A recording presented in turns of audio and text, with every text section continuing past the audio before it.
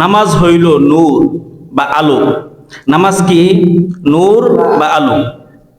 মুসনাদে আহমদ একটি কিতাব রয়েছে, 6576 নম্বর হাদিসের বর্ণনায় আন আব্দুল্লাহ ইবনে ওমর ইবনে আস রাদিয়াল্লাহু তাআলা আন্নাহু যাকারা সালাতা ইয়াওমান, নবী আলাইহি ওয়াসাল্লাম একদিন এভাবে মুসল্লিদেরকে নিয়ে নামাজ সম্পর্কে আলোচনা করতেছিলেন।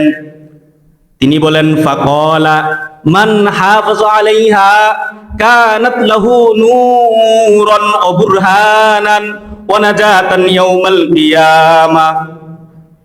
আল্লাহর নবী বলেন, কিয়ামতের দিন এই নামাজ হবে নূর, আলো, ওয়া বুরহানান, দলিল হবে, ওয়া নাজাতান, এই নামাজ হবে কাল কিয়ামতের দিন একজন মানুষের মুক্তির উপায়। বলি সুবহানাল্লাহ।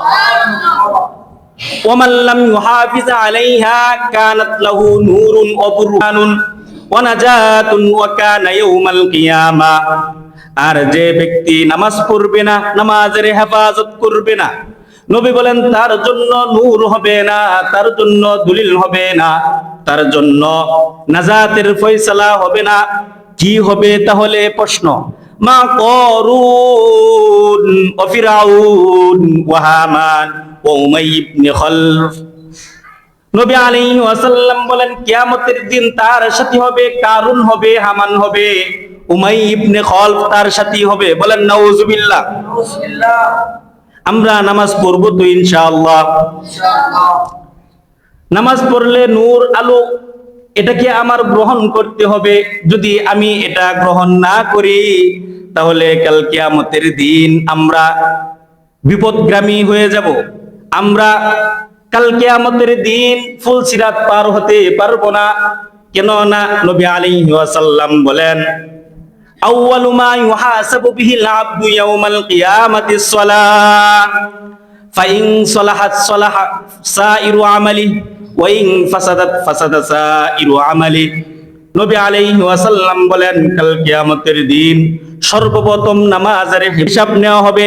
ফাইন সালাহাত সালাহা সাইরু আমালি, যদি এই নামাজ পুরো সঠিক হয়ে যায়, তাহলে ওয়া ইন ফাসাদাত ফাসাদা সাইরু আমালি, তাহলে তার বাকি সকল আমল পূর্ণ হয়ে যাবে। বলি সুবহানাল্লাহ। কিয়ামতের দিন সর্বপ্রথম নামাজের হিসাবটা নেওয়া হবে। এই নামাজ যদি ঠিক হয়ে যায়, তাহলে সকল কিছু ঠিক হয়ে যাবে। আর যদি নামাজ নষ্ট হয়ে যায়, সকল আমল বিনষ্ট হবে, গণ্য হবে। দেখেন, আমরা এখানে যারা এসেছি একজনেও এমন নাই জানি না নামাজ ফরজ আমার উপর। প্রত্যেকের জানা আমার উপর নামাজ ফরজ। অথচ ফজরের সময় মুয়াজ্জিন সাহেবের ধ্বনি আপনাদের কানে পৌঁছাই, আপনারা কম্বলটা মুড়া দিয়ে শুয়ে পড়েন।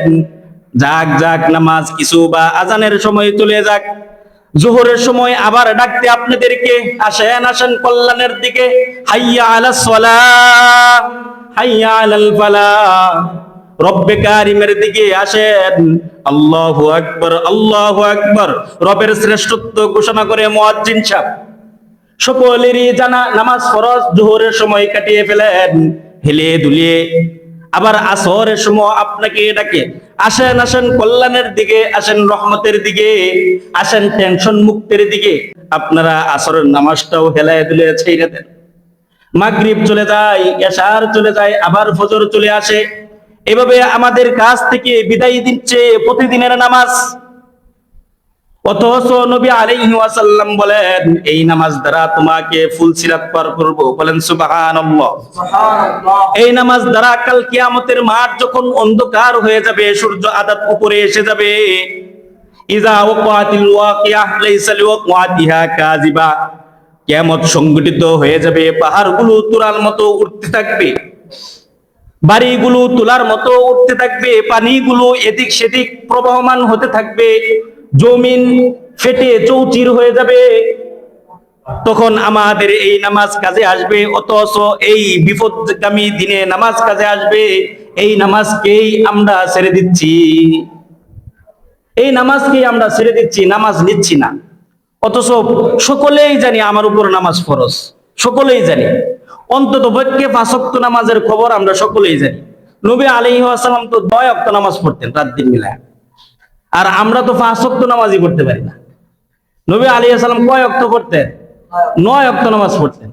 আল্লাহর নবীকে এই যে মেরাজের মাস আসতেছে, এই মেরাজ এটাইকে নিয়ে নবীকে আল্লাহ তাআলা বিশেষভাবে 5টি জিনিস উপহার দিয়েছেন। বলছেন, ওগো নবী, আপনার উম্মত যদি 5 জিনিস ভালোভাবে সে পড়তে পারে, 5-এর সাথে আমি গুণ করে দিলাম 10, গুণ করে আমি তাকে 50-এর বরকত এবং নেক আমল দিয়ে দেব তার আমলনামায়।